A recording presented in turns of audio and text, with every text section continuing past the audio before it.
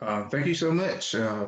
Again, my name is Theo Moore, and it's just a pleasure to be with you all today. Thanks for reaching out to me in regards to this. I love sharing what I'm able to share in regards to what I do, and I will go more into that. But I titled this presentation, The Art of Storytelling, Preserving the Perspective of the Voiceless. And this is what I'm all about, and I explain more in detail in just a second. Well, back.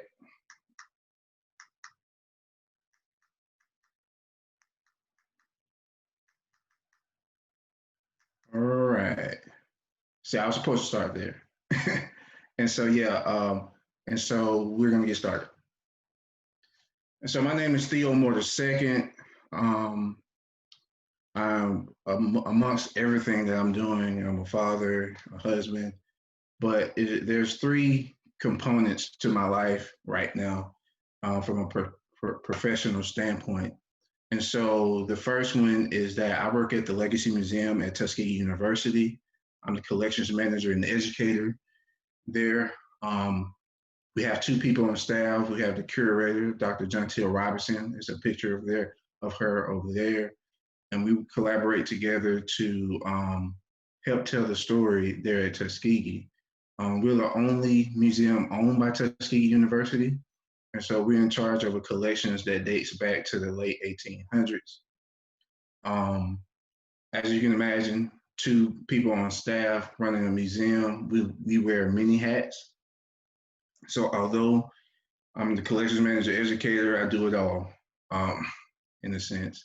But we definitely work together and collaborate on different projects. And it's just an honor to be at Tuskegee University. It's one of those places that's just magical. There's so much of our history here in this area, and I'm proud to be a part of Tuskegee University. The second thing about me, well, that's going on right now, is that I'm a doctoral candidate at Tuskegee University. I'm part of the Integrative Public Policy and Development program, and there, what I'm doing is I'm focusing on the education policy aspect, especially in Alabama, looking into the social studies curriculum and trying to figure out ways to include some of this history that we're going to be talking about today, especially just in Alabama in general. We don't learn enough about African American history. And so I'm looking to education policy and trying to find an alternative to this issue. Now, I got to the on the right side is Illinois. Um, I'm actually transferring to Illinois in the fall 2020. Uh, my Tuskegee friends, don't panic, is online. So I'll still be at Tuskegee, but I will be working on my doctorate online at the University of Illinois. And I will still be doing the same thing, education policy. And without further ado, I have a nonprofit organization. So Historical Vision Productions is a 501c3 nonprofit organization that highlights success stories in African American history in efforts to preserve African American history first and foremost, but to educate the underserved communities, uplift underserved communities, and just teach the general public about untold history in Alabama for right now. We're looking to go into other states in the South. But I'm the founder and executive director. This idea came from me being an educator for 5 years. I noticed I was a history teacher, and I noticed that the curriculum really didn't benefit our students of color. It was very biased, and most times I had to outsource different material to make my classroom feel included from different, because I had a diverse classroom. I had Asians, I had Mexicans, and so I wanted to give different aspects of our history. And so this led me to this idea. And first, I wanted to write books, but I was worried about who would have access to these books. And right now, the youth and everything is going towards technology.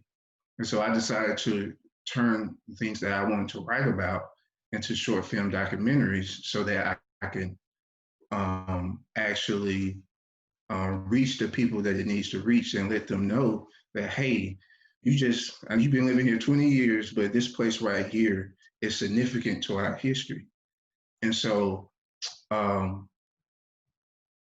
what we also do is the short films that we actually create, it actually comes with a curriculum. So me and my team is actually working on curriculums to go with the videos so that teachers can actually use the videos in class and actually have lesson plans to go with it.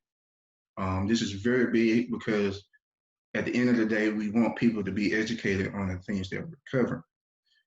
And so some of our program initiatives is, of course, education through teacher workshops, curriculum, community. We do red carpet events. We actually invite the community out to watch the film. We do film festivals and things of that nature. But everything is centered around untold African American history. Ironically, the history that has been hidden is actually the history that can uplift us in a sense. There's a lot of success stories in our history that we don't get the opportunity to learn about from a U.S. standpoint. And so that's Historical Vision Productions. And it's pretty crazy because I did not see this coming into fruition this fast. We started this in 2017 and we are up and rolling. It's just crazy. But it just goes to show you whenever you step out on faith and just go and just do, just do, whatever you need to do to go ahead and get started. It's rewarding at the end. And so we're going to get into it. Please make sure you take notes because some of the bullets, some of the stuff that I may be talking about may not be on the slide. And so if you have questions at the end, just let me know. But we're going to try to have fun with it. And so the first slide is storytelling.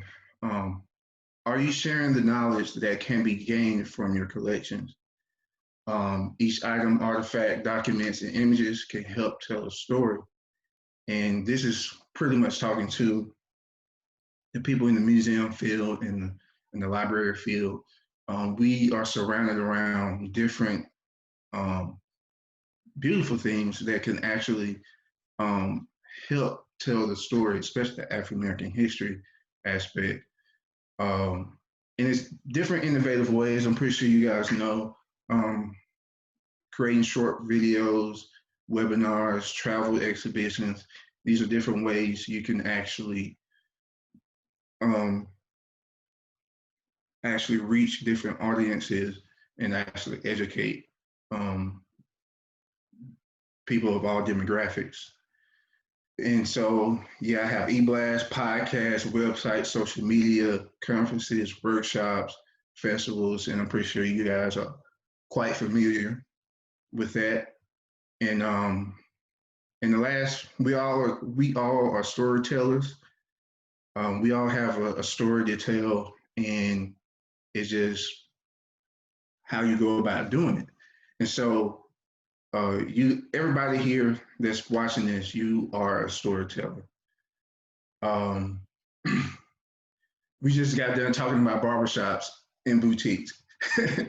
And in barbershops, everybody knows that one person, the older guy in the barbershop that always loved to tell his stories and things of that nature about back in the day and things of that nature, and also at beauticians as well. It's storytelling all around us. And so I had to mention the Griot because this is nothing new. This is a West African tradition. A Griot is a historian, poet, musician. He's in charge of telling the folk tales and stories, the oral histories per se, over a period of time. He actually collects all the stories and tell it to the children and educate the actual tribes.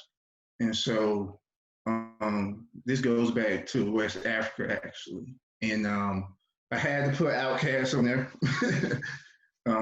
I love them, but rappers also get especially back in the 80s and 90s, rappers was getting a bad rap, but they was just telling their story, their perspective of what they was going through.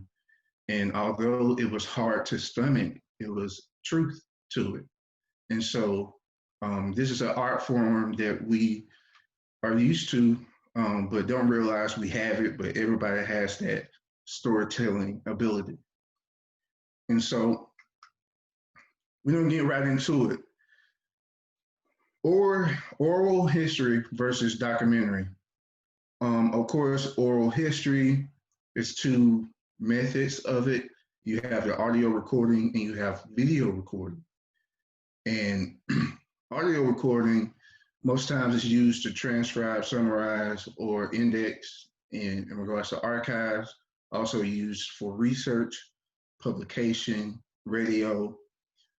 Video recording of actual oral history is used for documentaries, museum exhibition, dramatization, and so so oral history is just documenting someone's experience and a live experience of what they went through in a time period and things of that nature. So it's raw footage of someone just talking about their life. Now, during our check of the PowerPoint, I know you guys won't be able to actually hear Miss Dr. Viola Bradford, but a little bit about Dr. Viola Bradford. She was a former reporter for the Southern Courier newspaper. If you ever heard of it, it was during the 60s. We know, historically speaking, newspapers really didn't cover Negroes in general in their newspapers. And so a newspaper started that actually covered what was going on during the civil rights movement. And she was one of the reporters. She followed Stokely Carmichael around and different leaders in the Montgomery, Lowndes County area. And get this, she was only 14 years old and she was a reporter. And so it was such an honor to actually interview her.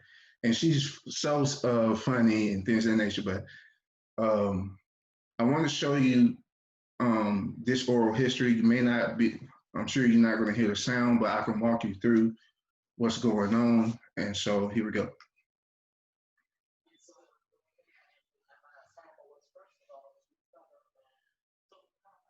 And so in this part, I'm interviewing her and notice that she's not looking at the camera. I always set up the camera off to the side. And so I want the interviewee to actually feel comfortable. Sometimes it's kind of hard actually talking to a camera, looking through a lens and trying to talk. But if you create this actual communicative type of atmosphere where she's just talking to you about her stories, it's more authentic. And so she's just telling her story of her experiences working for the Southern Courier newspaper.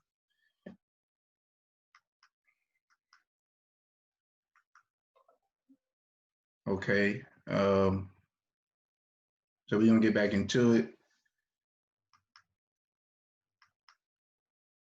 And so documentary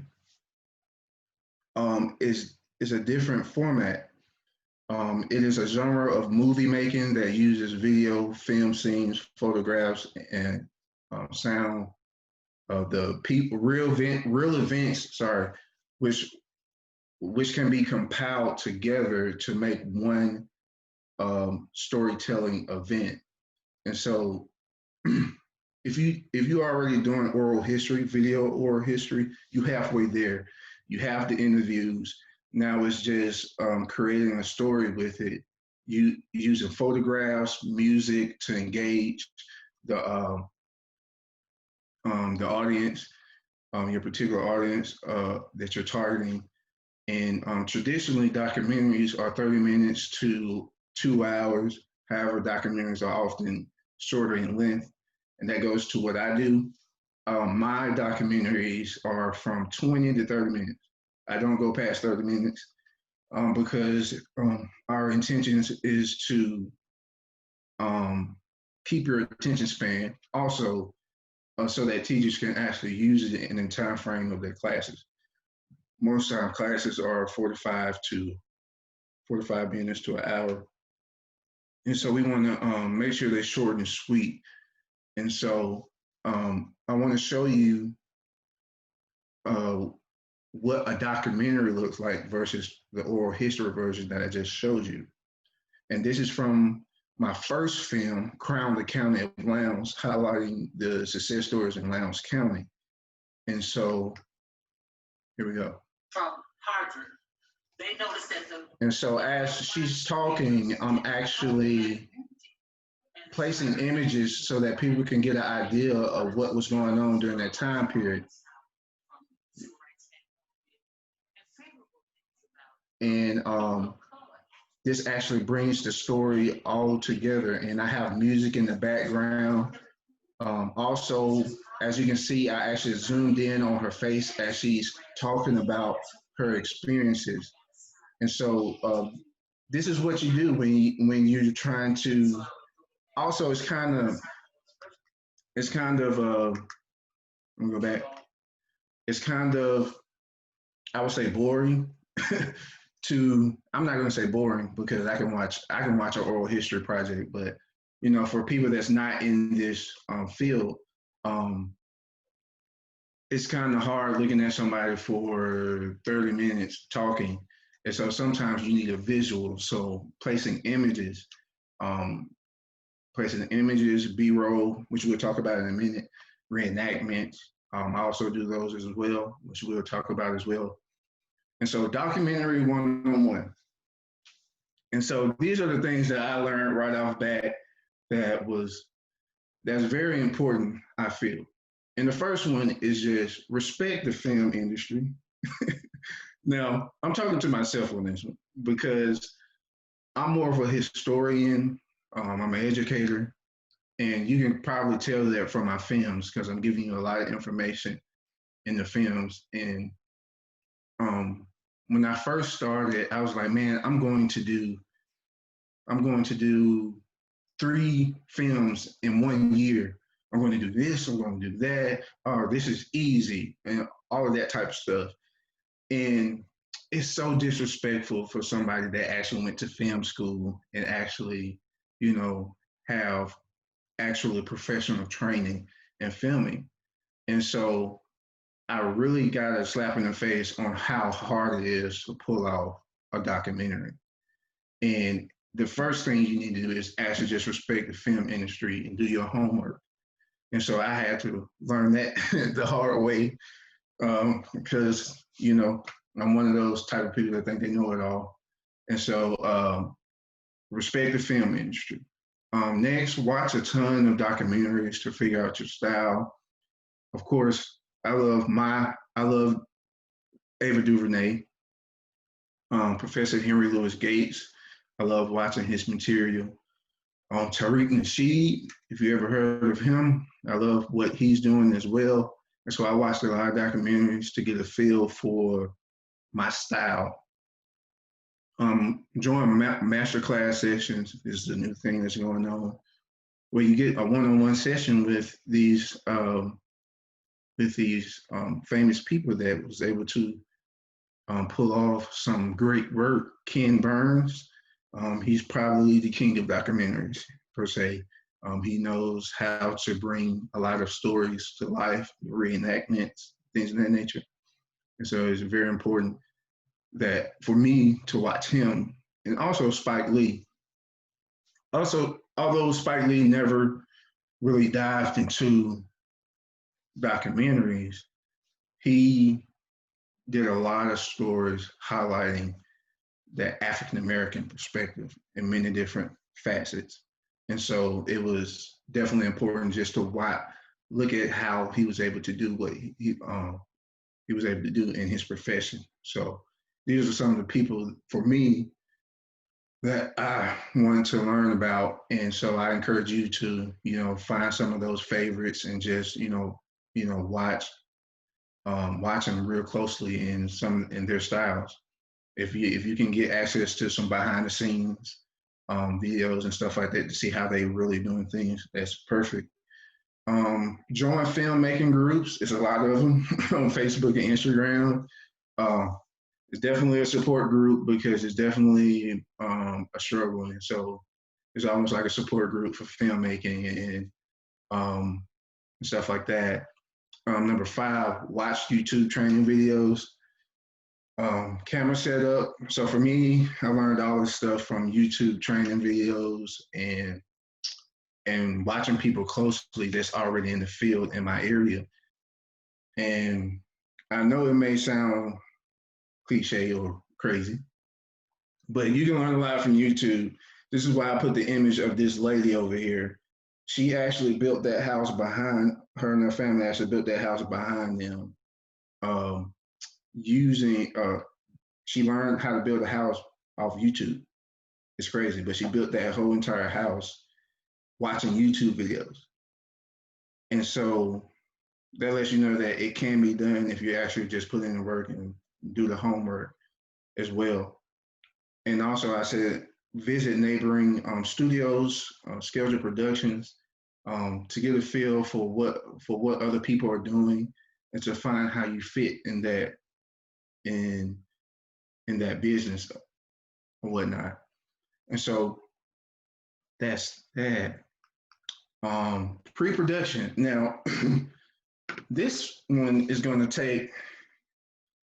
I'm really going to dive into this one because this is big, and especially if you're actually highlighting African American history, um, these steps are important. This works for me. You can pick and choose what you don't want to do or do want to do. But this is what works for me, and this is my way of thinking. But the first thing, when you start the pre-production phase of your project, do not write a script.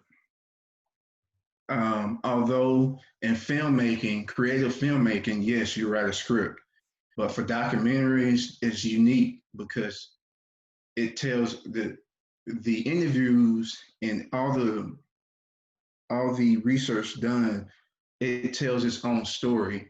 And so you don't want to stand in the way of that by writing a script, thinking you know everything about the area. Because I'm telling you, when I sit in front of these people, I'm being educated about many different things, and so that I did not know before I sat down with that person. So writing a script, you don't do it right now. So do not write a script. The second thing is research. Me and my team, we actually spend 3 months, we devote 3 months to research. Let me take a step back. Although I do 20 and 30-minute films, it actually takes the way it works for us is that we take that whole year and devote it to that community. And so 3 months is for research, state, local archives, libraries, university libraries and archives, and also getting in contact with scholars who probably wrote about the area per se. But here's the kicker. Finding reliable sources on African American history is difficult. Most of these places don't even have the things that you need on African American history. Now, this is difficult because of our past. A lot of our stuff has been lost, destroyed. Um, we have suffered from disenfranchised, being disenfranchised, and marginalization and things of that nature, any term you can think of. And so in the midst of all that, a lot of our history is being lost. And so it's very difficult finding what you need in regards to telling the story. And so how to fix that? Grandma. I'm going to say it again. It's the terminology grandma. Grandma's going to help you in regards to African American history, and I'll tell you why. So the third one is the most important thing. Fellowship. This is how you're going to get the sources and the images that you need to tell your story. You have to fellowship with the community. Now, for me, the first thing that I do is I ask for a blessing to do the film. I ask the community, can I do this film? Although I don't really, technically speaking, I don't have to ask for their permission, but out of respect and also showing them respect and letting them know that their opinion matters, just by asking them, can you do the film? That's very important. And it goes a long way just to ask somebody their blessing. Right now, I was telling them I'm doing a project on Africatown in Mobile, Alabama. And that's the first thing I did. I asked the descendants of the original members of that Clotilda ship, could I do this documentary? Although when I was down there, it was other people here had the cameras out, actually filming stuff and things of that nature, and really didn't ask, and for me, that's important for what we're trying to do, is just asking for permission. After that, we attend community events, we attend church. After the blessing, we announce to the members of the congregation or wherever the event, hey, we're doing a documentary. And also having lunch with community leaders, just fellowship and socializing. And guess what? I have no cameras. For that whole 3 months, I have no cameras in their face. And that's very important, because this is why my production company is a 501c3 nonprofit, because we are more so people over the project. And so what that means, we care more about the people than the actual project itself. Of course, we have to execute the project. I'm not going to say that we don't care about the project, but we want to make sure that they know who we are. And so when I go so we was in the 3-month stage with Africatown. Me, my wife, my son went to church. We fellowship with them. We talk with them. We help them out in any way we can. Also, being a 501c3, sometimes we run into grant opportunities to write on their behalf to actually try to, give them the platform that they need to tell their story or whatnot. And so number 3 is big, because this is what's going to happen. I call it, I know this probably the nerd in me. So for some of you guys that's into paranormal, into paranormal shows and things of that nature, I'm pretty sure you heard of a medium. So a medium is someone that, of course, can see dead people, but the dead actually recognizes that the dead ghost or whatever, what have you, they're attracted to a medium because they know that they can help tell their story. And so when you do this third step, I feel like I almost become a medium in a sense, because I kid you not, older people come to me, say, hey, I love what you're doing, and I want to show you something. Come to my house, or whatever the case may be. Now, this is grandma. This is grandma. And so if you've ever been into, especially in the African-American community, if you've ever been to grandma's house, it's an art gallery. She has pictures all over the wall of different things. um, never seen before images. And so for African Americans and especially highlighting their communities, you're gonna have to go see grandma because she has the images and things of that nature. So older people, and that, it may be ties to African tradition, but I guess also me being a young black male interested in their story is a trigger for them because when you older, all you want to do is pass this down to the next generation. And so seeing someone in the media that is black, because that's another issue in itself. There's not much representation in the film industry in regards to minorities and things of that nature. That's why Ava DuVernay just issued a grant for 250,000 to support minority and women filmmakers because she knows that it's not enough of us in this field to help tell our story. And so I guess seeing me or probably it's a trigger for some of them. And so I just want to tell you the story about this image right here. So this is Red Fox and Maureen Holloway. Maureen Holloway is part of my latest film called Hospital City from Peril to Promise. It's the first city in Alabama to be entirely governed by African Americans. It's a beautiful story of how they was able to sustain their community over the years. And this lady and her husband pretty much ran um, clubs, bingo halls, all type of stuff to keep the community going. And one of their clubs was part of the Chitlin Circuit. I'm pretty sure you guys are familiar with the Chitlin Circuit, a group of venues during segregation where artists, from comedians to musicians, would go to these places so they can show off their talent. And there was a route that went through the Carolinas, Virginia, all the way down to Mississippi, Texas. And Hopkins City was a stop for a lot of artists. So this club was able to host Red Fox, Sam Cooke, Louis Armstrong, Cab Calloway.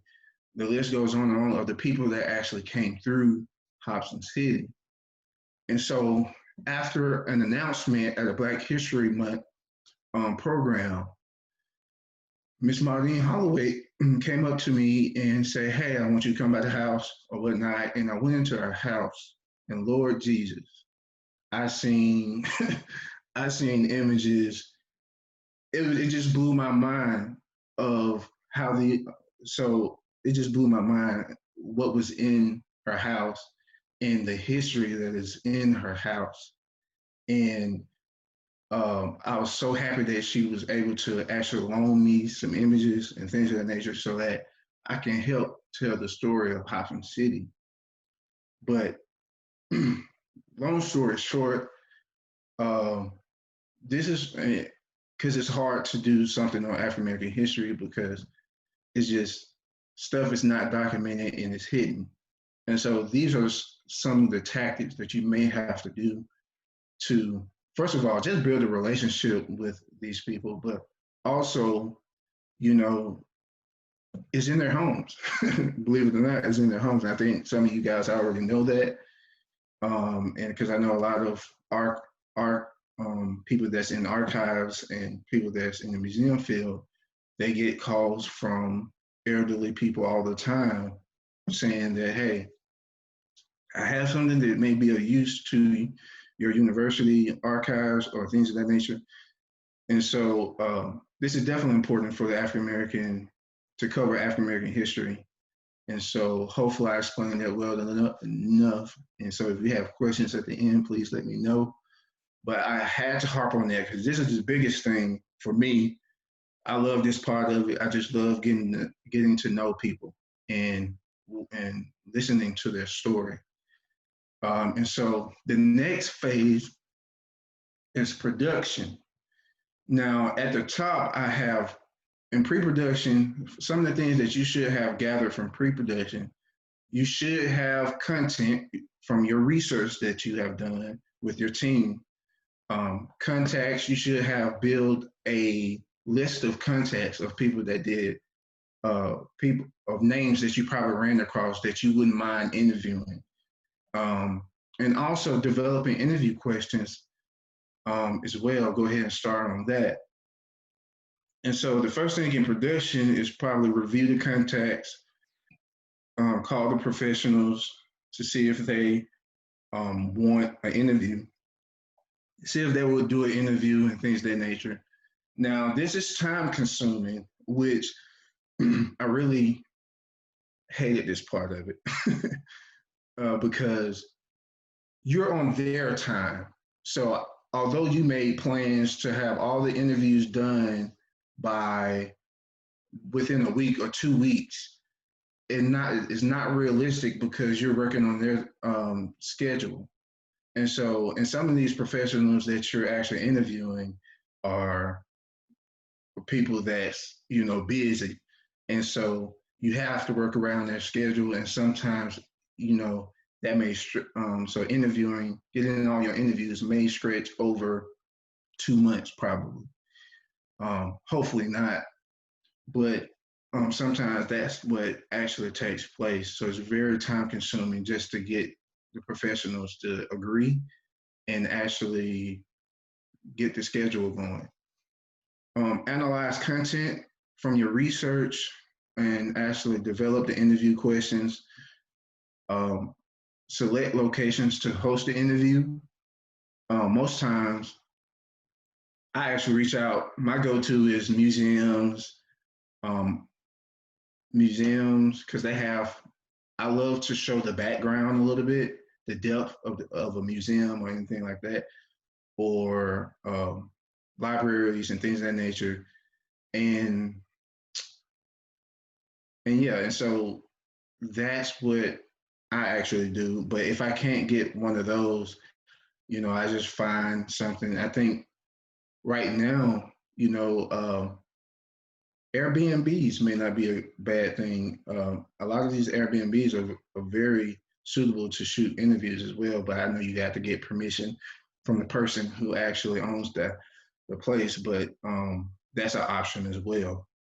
Um, After you do all of that, now you have, um, now you can actually develop a call sheet itinerary to actually send out to everybody, hey, this is what time we're meeting. This is when we have a lunch break. This is what we're doing. Now you can actually develop your schedule on when you're going to be shooting and things of that nature and everything that comes with that. And then last but not least, now you go to production. You actually do the interviews. And after the interviews, it started to get fun. This is really research and production is pretty, time consuming, and it's the heart of the film, honestly. After that, you just putting your creative spin to it after this. And so we get into some of the equipment that I started off with. Now I'm getting to the point, because I told you earlier, I'm more of um, the historian and the educator and the director. And so we're getting to the point where we're actually gaining more funding and things of that nature. So it may be a possibility on down the road that I may contract out to a production company to carry the legwork in regards to camera setup, 3 key lighting, and all that type stuff. Because this is very time consuming and making sure everything is right. And so Sony, what I used was a Sony 6300.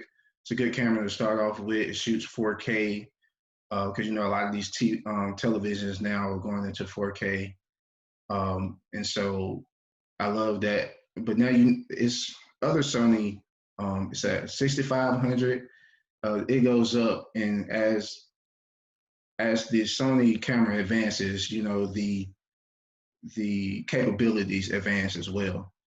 And so replacement batteries, the last thing you don't want to happen is while you're doing the interview, your camera goes dead and you don't have any batteries to replace it. And so I have here, if you can see my mouse, this is a dual charger to actually charge 2 batteries at once. Also replacement batteries, just in case your camera goes out, you want to go ahead and pop a new battery in and keep it rolling. Of course, tripod to hold the camera. And the crane is right here. This is more so for outside shots. I like it gives you a cinematic up and down motion and side to side motion. I love, showing different things while the interviewer is talking. So I love to shoot. That's more so for B-roll shots, which I'll explain in a minute. Of course, drone, getting that bird's eye view of the community. Lighting, which is over here. If you can see that right here, that's very important. And also, I have the shotgun mic. This is what I started off with. It's a very cheap. It's called Tac Star shotgun mic, and probably about $30, $40, but it worked for the time being. And once I got more funding, I was able to upgrade to a lapel mic that you actually put on the interviewee, and the sound is more clearer with that option. And so that's what I have there. And so we're gonna keep it moving.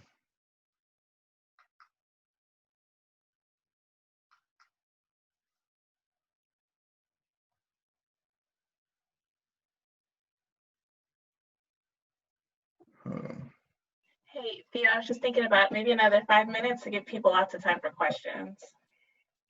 Okay. Do you want to do questions now? We can. Sorry. I don't know if there's any other kind of important themes you want to hit on before the questions, but it's up to you. Okay. And so I'm just going to show this, and then if we have any questions, you can ask me before we continue. So this is the second phase of production. So after you do your interviews with everybody, you actually analyze those interviews, go back over them, and there's going to be moments where that person really said something interesting. And right then and there, for me, I know that I like to sometimes bring that moment to life. And so over here, I love doing reenactments. This also stems from being an educator, because I know there's like 3 types of learners. You have a visual learner, people that likes to read, and things of that nature. And so I like to actually hit that in all of my documentaries. And so the reenactment, this is from my film Hobson City from Peril to Promise. I actually got my cousin.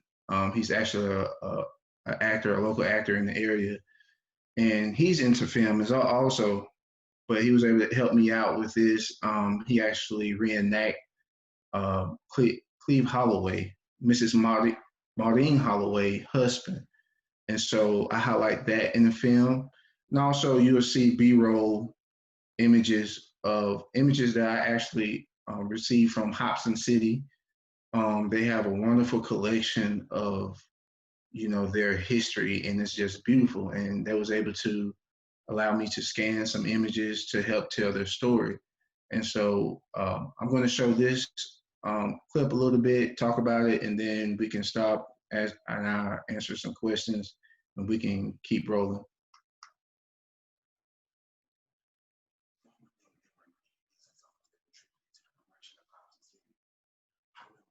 So right now, a narration is happening, talking about Cleve Holloway. I actually showed clips of him just walking, just to give you a visual of, Cleve Holloway and his personality. I talked a lot with Maureen Holloway and learned more about him, just by talking to his wife. But these are a lot of B-roll shots. A B-roll shot as a narrator is actually talking while these clips are happening.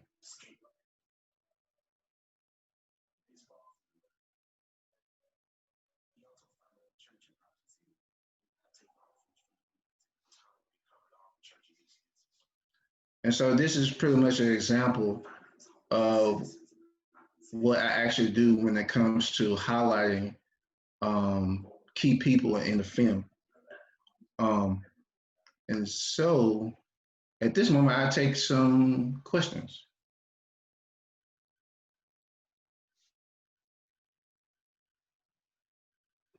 So if you have questions, you can put them in chat, or you could just speak. That's fine too. But I know earlier on, someone had a question about what are some resources for like beginning documentary filmmakers on YouTube? Like, are there any accounts or people that folks should follow, or keywords they should search to find some of those training opportunities? Oh yes, I actually it's so many. If you just go on YouTube and type in, I will actually, whoever that person is, I can actually, because I don't know it by heart, but just browsing on YouTube and looking for different people that actually are starting off with different things and equipment. I can actually send you those links because I would be giving my contact information at the end of this. And so I can definitely send those links to you in regards to actually starting off. Okay. Yeah, we can definitely gather those to all of our folks that tuned in, and we can follow up with your contact. Yeah, so I know that was a question. Let's see, looks like, okay, thank you for the links. I mean, in general, most of these comments are people that loved your talk, Theo. Oh, are we ending it? No, we're not ending it. I'm just saying, I was trying to scan the chat to make sure, people, if they ask during the chat. I know there's a couple people in our cohort that are, even before you talked, were interested in visual documentaries. So I know they got a lot from it. One person says it's a little intimidating, but inspiring too. And this is kind of a question that I had. It's like, anybody who's doing this for the first time, it'll probably look kind of crazy. It is. So how do you stay motivated, and what's your journey from, getting better with each one? What motivates me is that it's just my, first of all, it's my faith, and it's something, if it's something that you're passionate about, you just got to step out on faith and actually start. And yeah, I know it's difficult, but you have to realize whatever you're doing is never seen before or heard before type of stuff. And so my first film, it wasn't the best from a filmmaking standpoint, but the content is undeniable. You can't, because it's never heard. You're actually contributing to African American history by just highlighting this piece of history in your community. And so it's definitely important to actually just step out on faith and document that while these people are still alive. And it gets better over time, but once you just step out on faith, it will happen for you. Yes, it is scary. And trust me, I looked silly when I first started. And a lot of people, joked around because I started the company before I even had a camera. I didn't even have a camera. And so when I said, hey, I was telling people, hey, I started a 501c3 nonprofit organization and I create films. they was like, yeah, could you show me one of your films? I was like, I ain't made one yet. I haven't made one yet. Yeah. and so and so yeah, I looked very silly when I first started, but I actually believed in what I was doing. And so I just used the resources around me. I just did video. I did videos on my phone, just telling people about things that you need to know in history until I actually earned the money to buy a camera and get started. But it's all about just taking that first step. And once people see you doing this, it's almost like that car analogy. And I'm gonna end it there. Um, when your car breaks down and you're on the side of the road, I'm pretty sure some of you probably heard this. Um, some people, you have two types of people. You have people that sit down on the side of the road and stick their thumb out, and you have people that actually get out their car and start pushing their car. And so most times when somebody's driving, they don't pick up the person with their thumb out. But if they see somebody trying to push their car, they will actually pull over and actually start helping, right? And so that's the analogy you need to pretty much run with. Once you get started, once you put it out there that you're doing this, man, people are going to be behind you and supporting you the whole step of the way. I'm lucky to actually have people um, working at Tuskegee University. My library family has supported me a lot during these projects. My family and friends, they all supported what I have been able to do. And so, yeah. Okay, that's a good one. I think we're all going to borrow it if we hadn't heard it before. There's a question here about your methods and strategies for long-term preservation of your films, especially since they have really rare and unique materials. Like, what's your archive plan? What is my archive plan? So, first and foremost, copyright. Okay. Copyright. Also, I put everything on a hard drive and things of that nature. But this is one of the reasons why I chose to be a 501c3 nonprofit. So after I do these documentaries, it's free access to them through my website, YouTube, social media platforms, because it's all about education at the end of the day and telling these untold stories in our community. And so um, some of my material, especially that Lowndes County film, have been shown in museums. And so I also give permission to museums.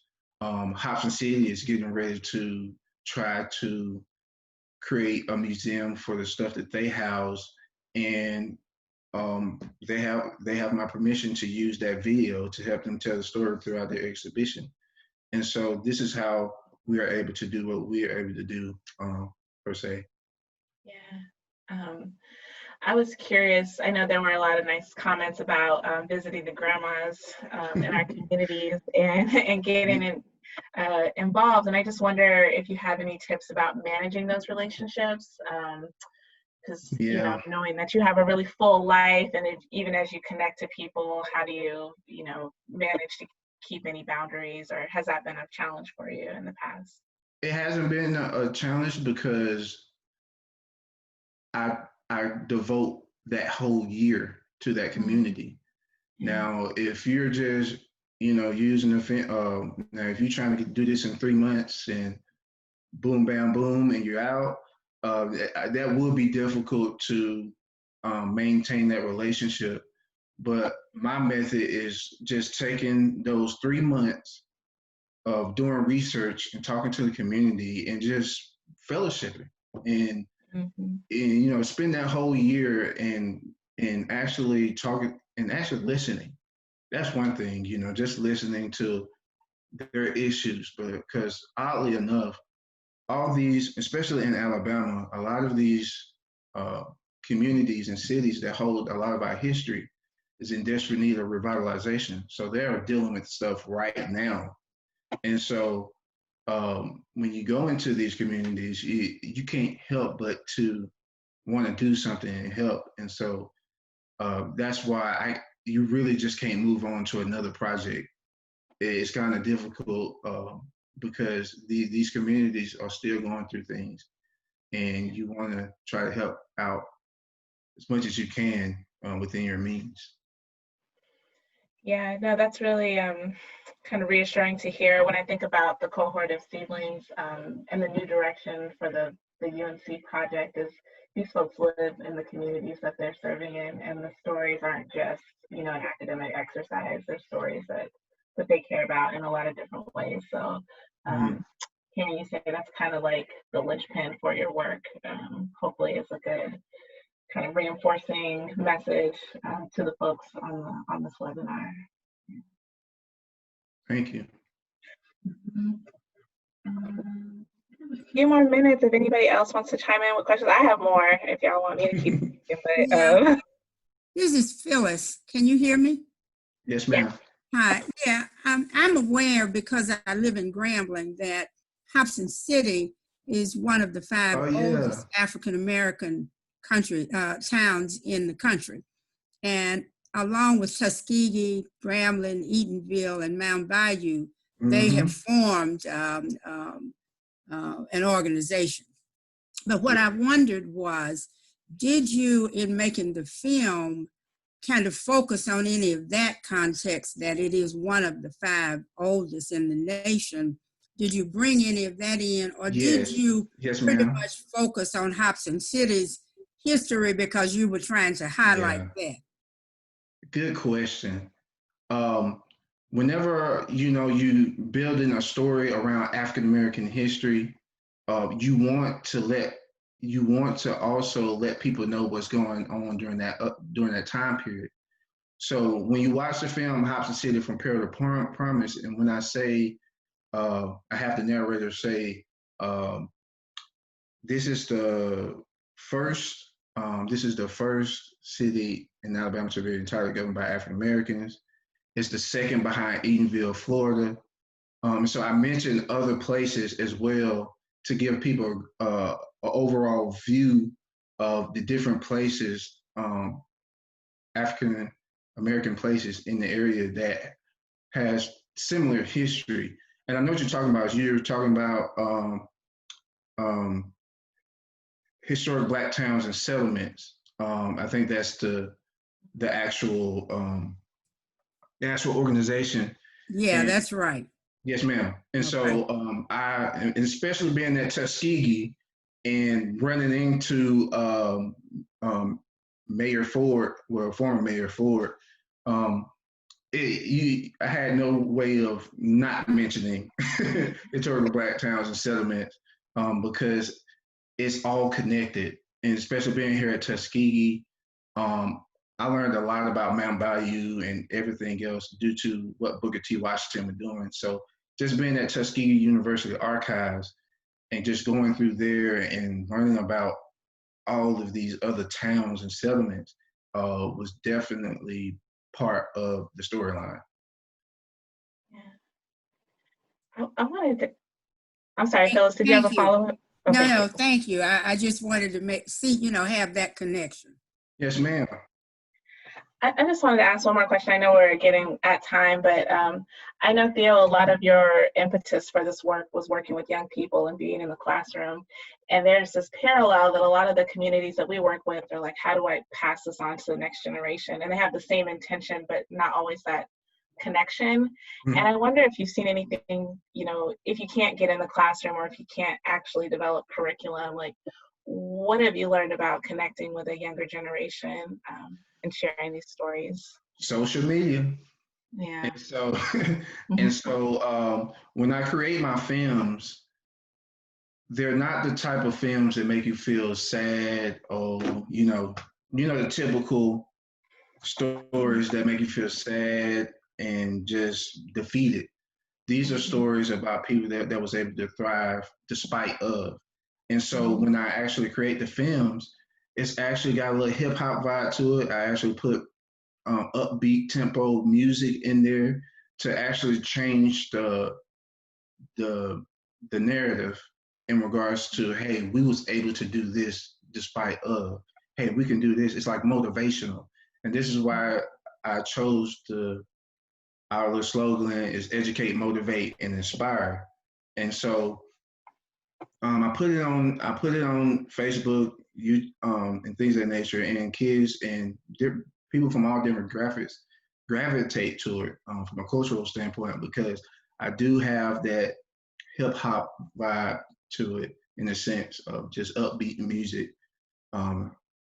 Because we have enough films out there that focus on, that negative narrative of our history.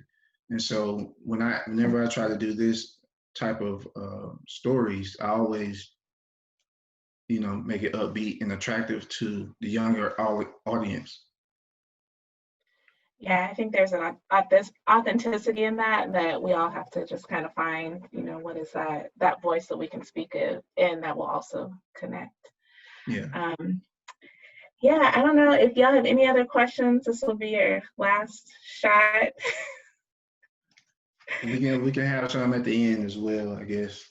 Yeah, no, this was we probably wanted to wrap up at the hour mark, but I know that the Theo's in our network. We connected to him through the historically Black townless settlements and spending some time in Tuskegee. So we're glad that he was willing to share some of his ideas and approach with a broader group here. And I hope you all were able to learn something from it. I don't know if there's any closing remarks you have, Theo, or if we can wrap up. What do you think? I have a few more slides. Oh. Slides.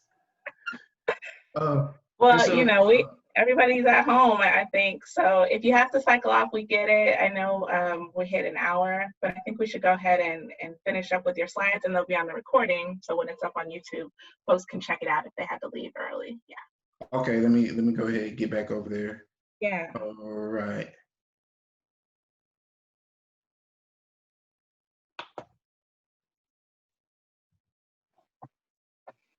All right. So post-production, as I was now you're in post-production stage. Now you can actually write your script based on all the information that you have gathered from the community, research, and also the interviews that you all have already done.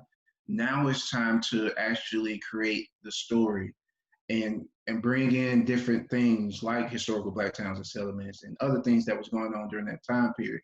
You want to actually give people a time frame of other things that was going on during this time period that possibly actually impacted that actual community that you're highlighting.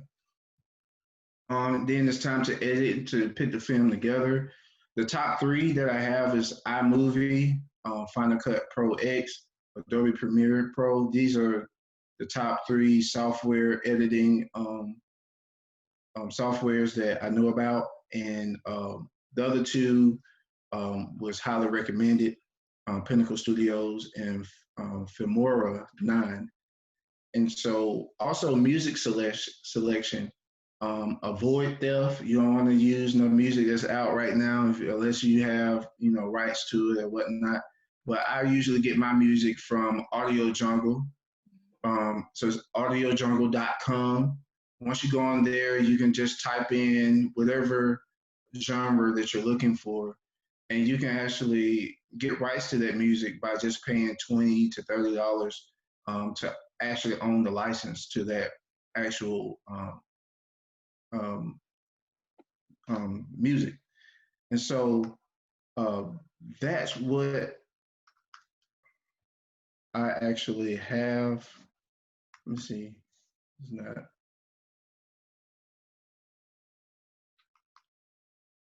And so completion of documentary, of course, you have to create a trailer for the documentary, select a group of people to review the film.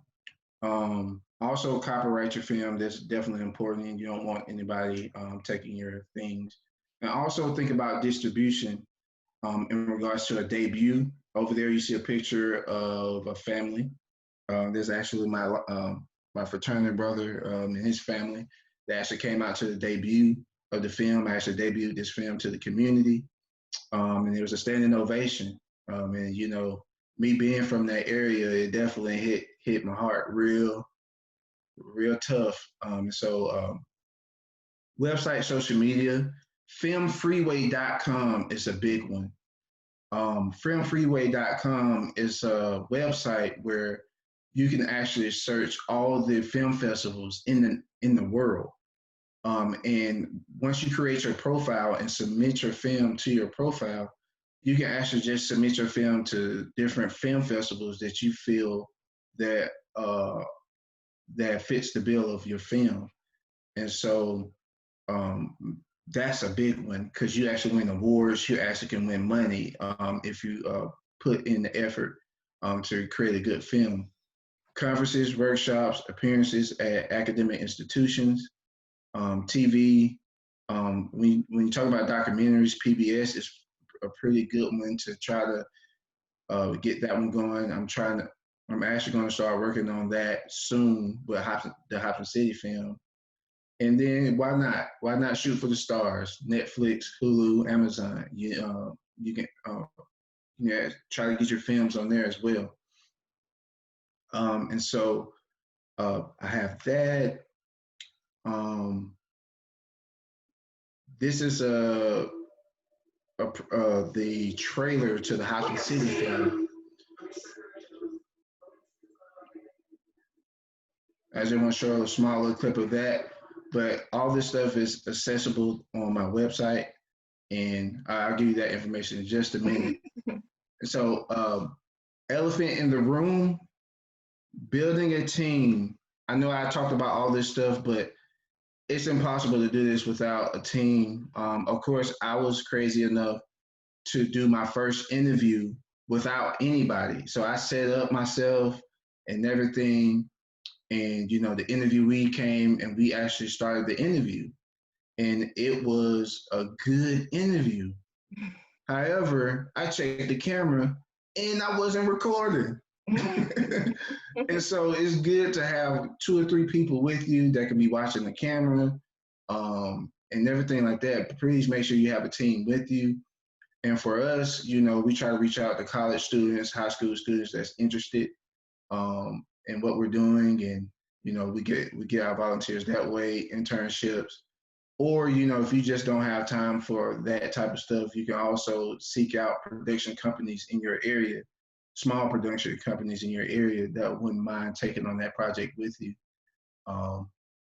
if you already have a little bit of funding. Now, funding for us, invest in yourself, step out on faith. And, what's funny is that, I started the organization and, it's a nonprofit. So, I'm asking folks for donation. And somebody asked me, I forgot who it was, but he asked me, he said, "Oh, so what have you put into the organization?" And I had to think for a minute, oh God. Yeah. And so, but I have put a lot into it, of course, but he made me think that, man, he said, right now, he said, the best thing to do is invest in yourself. And, everybody will fall in line once that happens. And so, yeah, I had to save up money and buy my equipment and things of that nature because that just had to happen for my first project. The second project, through sponsorships, individual donors, and partnerships, that film was able to pay for itself because of the success of that first film that I invested in myself, and the help of some close friends and family that was, actually supporting me.